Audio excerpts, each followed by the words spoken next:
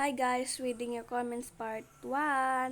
Thank you pala sa mga nag-follow and sa mga nag-comment. So guys, magre-reading your comments tayo guys. Everyday, basta mag-follow kayo and heart. And syempre guys, mag-comment malamang. Simulan na natin. Let's go guys. Ate, yung kalbo binigyan ko ng shampoo. Dapat sinamahan mo pa ng conditioner para talagang humaba yung buhok. Ay. Ate, pwede kumanta? Sige, kumanta ka lang, be. Huwag kang mahiya, be.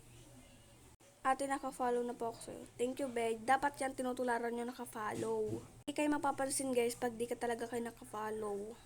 Ate, wala lang. O, tapos, papansin. Sin lang, guys. Bye. Comment pa kayo, guys, kung gusto nyong mag-reading your comments pa tayo. Damayan nyo yung comment nyo, guys, para madami akong basahin. Yun lang, guys. Bye.